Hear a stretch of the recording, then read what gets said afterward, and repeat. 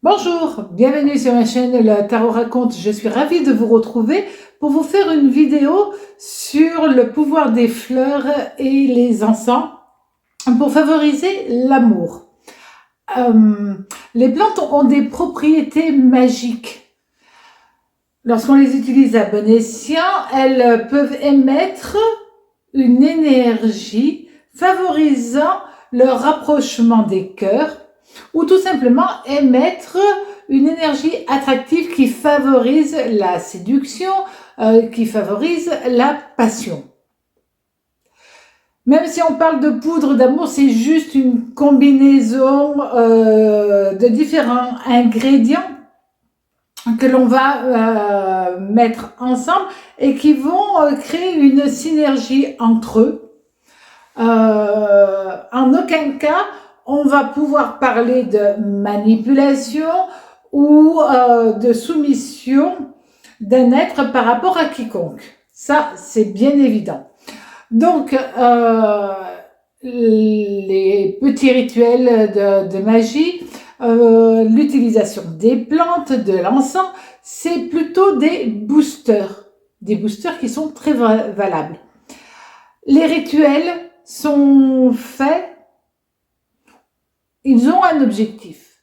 C'est tout simplement d'agir afin d'activer des forces positives dans votre vie et vous permettre d'être tout simplement un petit peu plus heureux.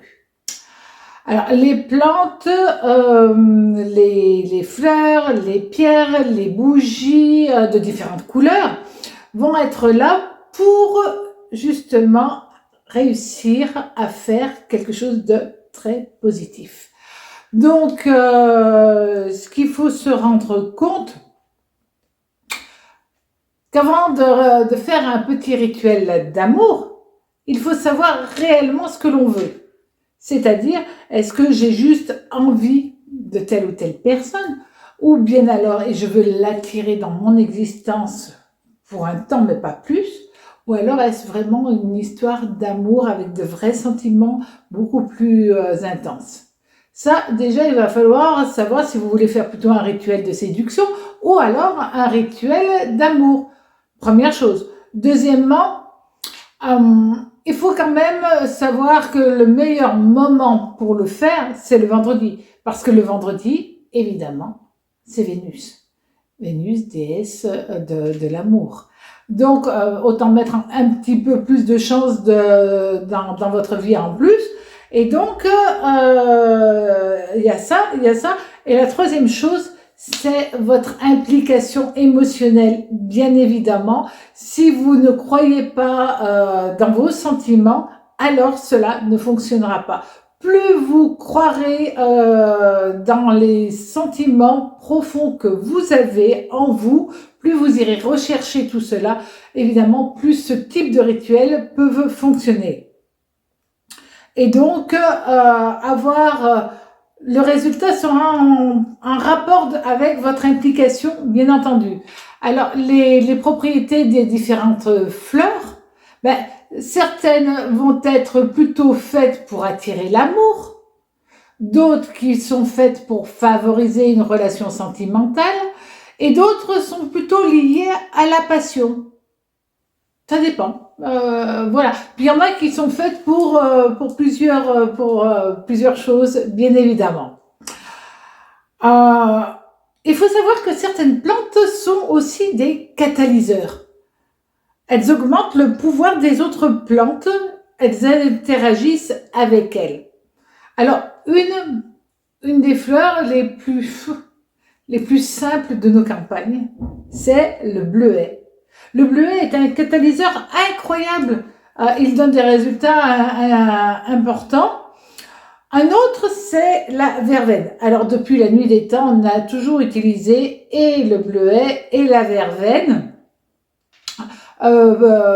pour faire des filtres d'amour, pour faire des bains aussi, pour créer des liens ou pour resserrer des liens, bien entendu. Donc tout ça c'est très paradoxal, c'est toujours on met ça, plus ça, on fait, j'allais dire, un tout petit peu de chimie ou d'alchimie, et on arrive à quelque chose de très joli en fin de compte. Et c'est vrai que ce sont des plantes qui permettent d'attirer l'harmonie dans son couple, qui permettent d'attirer une belle énergie. Ça fait aussi de l'attirance des corps. Donc tout ça, c'est des vibrations qui sont émises comme celle-là. On arrive à les augmenter, tout bêtement. Alors, pour harmoniser les passions dans un couple, c'est déjà beaucoup. Pour protéger les histoires amoureuses, ben, on va utiliser, par exemple, des choses très très simples que tout le monde a, enfin presque. Clou de girofle, de la gentiane, du géranium, du jasmin, la marguerite, la myrtille, tout ça c'est fait pour quelque chose de tout doux, de tout tendre. La pensée, la pervenche. Alors le clou de girofle, eh ben, on va l'utiliser, on va l'écraser, on va le mélanger avec de la poudre d'hysope, qui est un encens. Et puis on va l'utiliser, la poudre d'hysope c'est une poudre. L'hysope c'est une plante. Et on va mettre en plus de l'encens de benjoin. Et on va mélanger tout ça, on va le faire brûler, ça va fonctionner. On peut avoir aussi la gentiane. Alors celle-là, on va la faire brûler plutôt avec de l'encens au Liban et puis du sang de dragon, parce que le sang de dragon est un encens catalyseur, donc qui augmente les propriétés des autres. Le géranium, c'est très simple. Là, il suffit de confectionner un petit sac de coton blanc et puis voilà, on y met des fleurs de géranium rose. Qu'est-ce qu'on a? On a la myrtille. Alors la myrtille, elle est très très bien, pardon.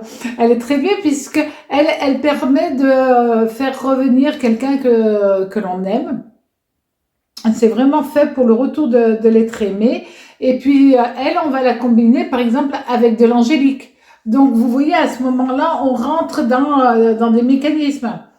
Dans la tradition, quand la lavande, c'est une plante de séduction, mais si on mélange avec du romarin, alors là, c'est plutôt l'inverse, puisque ça permet, paraît-il, autrefois c'est comme ça qu'on l'utilisait, pour favoriser la chasteté. Quant à la pervenche, il faut écraser les fleurs de pervenche, les réduire en poudre, et puis vous allez mettre cette poudre devant votre porte de maison. Et donc ça permet de bloquer les passions adultérines. Donc vous voyez, ça c'est pas mal aussi. Après, il y a des plantes qui sont faites pour attiser la passion, qui attirent les jolis cœurs, qui vont décupler l'envie, qui vont décupler les sens et peut-être un petit peu faire perdre la tête. Alors celle-là, la première des fleurs qui est juste très belle, elle est rouge avec un magnifique cœur noir.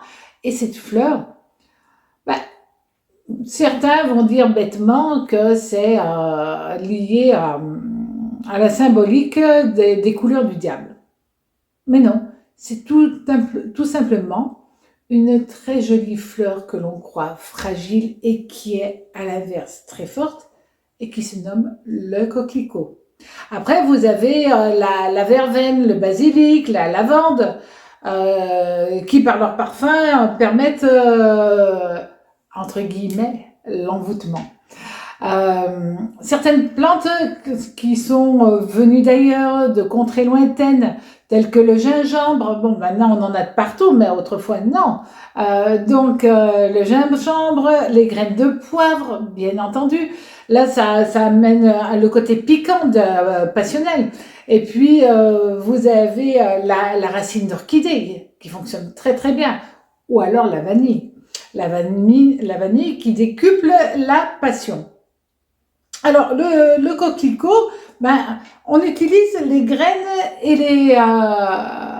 les pétales de coquelicot, les fleurs de coquelicot, et on les met dans des petits sacs d'amour rouge. parce que le coquelicot était réputé comme un aphrodisiaque. Euh, Maintenant, on en fait du sirop hein, de coquelicot. Euh, on pouvait porter ces petits sacs sur soi. Et puis, ça apportait la passion, la chance, l'argent. Voilà. Donc, c'est vrai que c'était des valeurs qui étaient un petit peu reliées à des choses pas très correctes autrefois. Mais c'est pas vrai du tout. C'est juste une très, très belle fleur. Allez, je vous donne un petit rituel. Si vous écrivez sur un petit bout de papier le nom d'une personne où vous vous demandez est-ce que cette personne m'aime, est-ce que c'est une bonne personne pour moi, est-ce que vous posez votre question, vous la mettez dans un pétale de coquelicot, vous dormez et théoriquement vous devriez avoir une réponse pendant la nuit dans un rêve. Donc ça, c'est très mignon à essayer. Vous avez, alors, quand même, la verveine. Vous aviez deux plantes qui étaient sacrées chez les Gaulois. Vous aviez la verveine qui était utilisée par les druides et ils étaient utilisés surtout pour la purification, mais aussi pour jeter des sorts, mais aussi pour lire dans l'avenir. Alors la verveine, elle avait beaucoup d'emplois. Chez les Romains, elle était dédiée à Vénus. Bon, puis après, évidemment, dans les entre guillemets sorcières, l'utilisaient bien entendu. Donc ça, c'est une très bonne plante pour les rituels d'amour.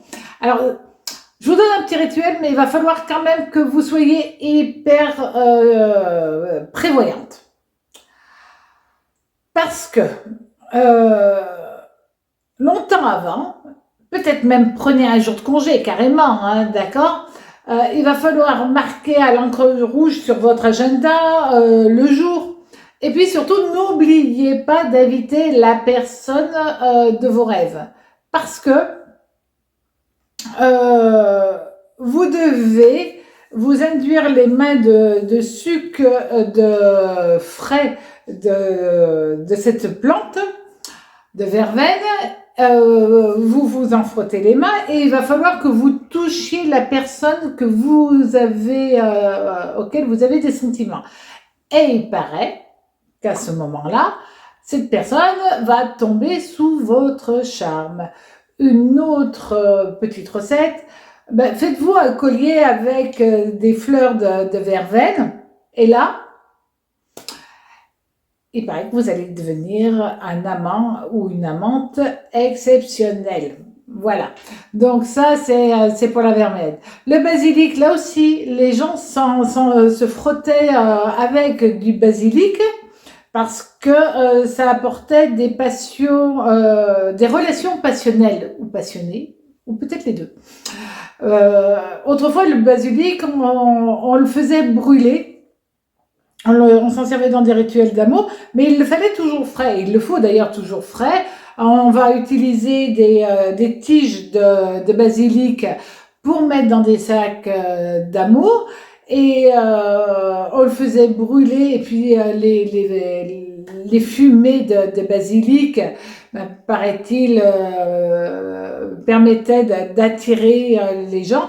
Maintenant, on ne fait pas trop brûler quand même le basilic. C'est vrai que c'est plus un rituel qu'on fait trop, mais sans passer sur la peau, ça a des propriétés très intéressantes au niveau passionnel. Alors la lavande. Bon, alors la lavande, c'est vrai que c'est un parfum qui est propice au jeu de la séduction.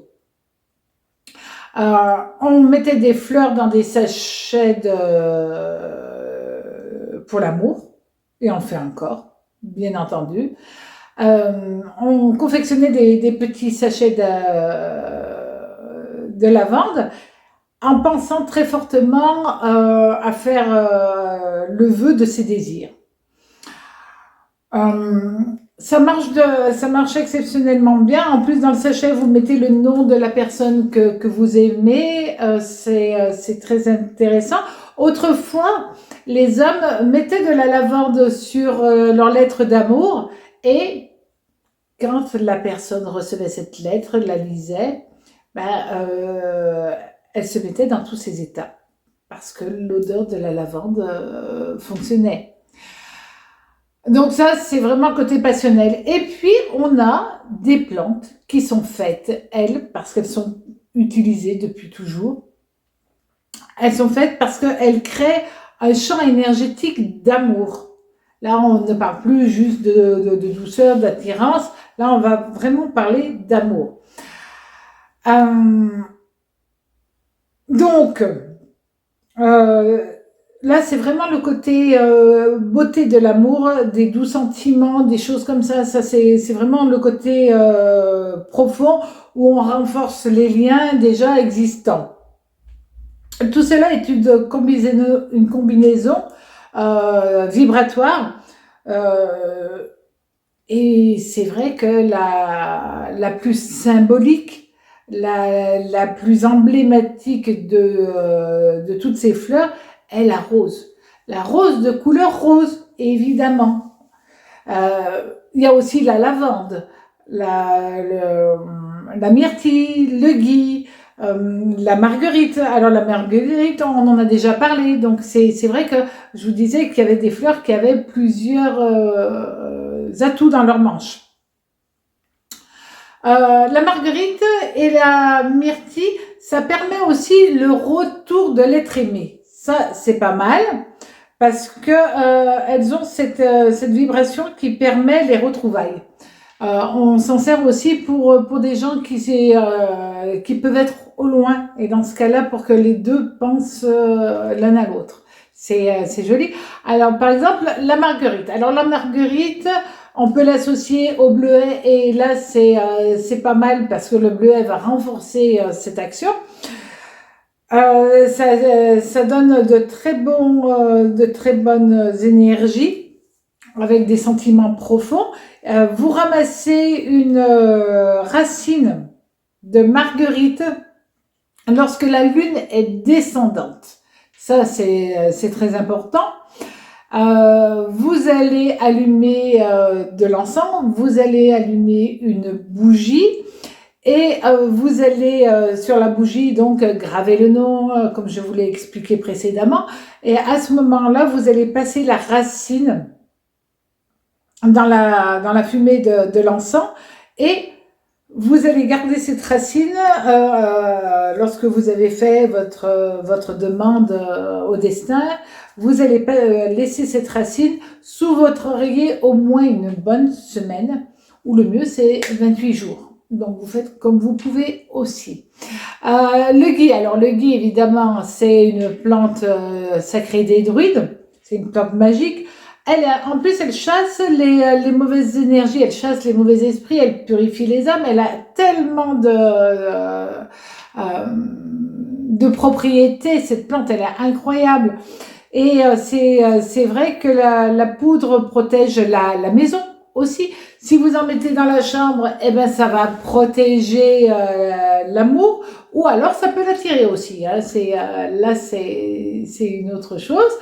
Allez. Petit rituel, vous allumez une bougie, vous gravez le nom de la personne, comme chaque fois. Là, vous allez faire brûler le gui. Et par contre, là, les cendres, vous allez les garder. Les garder quelque part dans un petit sac, dans un petit sachet blanc, parce que c'est de l'amour pur. Bon, si on veut, on peut le prendre rose, mais le mieux, c'est blanc. Et puis, comme chaque fois, on laisse toujours l'encens et la bougie se consumer entièrement. La lavande, c'est une plante qui chasse les conflits. Et ça, c'est quand même pas mal dans une relation. La pensée, elle protège les couples en émettant un climat là où on l'a planté. Donc, autant en planter un petit peu autour de sa maison, ça émet une belle énergie d'amour. Évidemment, on peut pas parler de filtre ou de rituel d'amour, sans parler de l'emblème. L'emblème, c'est la rose rose. Et là, vous pouvez mettre des pétales de rose rose dans votre bain parce que ça augmente votre taux vibratoire, ça augmente votre séduction, votre sensualité. La vanille, elle attise plutôt la passion. Et puis si vous mettez quelques fleurs ou quelques gousses de vanille avec de la verveine, du vétiver, de la violette dans votre bain, ben vous faites vraiment des bains d'amour, vous faites vraiment des bains pour attirer les bonnes vibrations pour que l'amour puisse s'épanouir en toute sérénité. Donc ça c'est bien. Dans les encens, alors c'est vrai qu'il y a une multitude d'encens. Il faut savoir que dans les encens, vous allez avoir 3 grosses familles. Vous avez les encens résineux, par exemple l'oliban. Vous allez avoir des encens fleurs, par exemple la rose, le jasmin. Ou alors vous allez avoir des encens qui sont fabriqués à base d'écorce de bois. Par exemple la cannelle ou le bois de santal. Ça c'est pas mal. Donc, suivant ce que vous voulez faire, évidemment, ben, vous allez prendre tel ou tel encens qui vous inspire et puis qui ont des propriétés intrinsèques. Certains sont faits pour attirer l'amour, un peu comme les fleurs. D'autres sont faits pour attiser la passion. D'autres vont être faits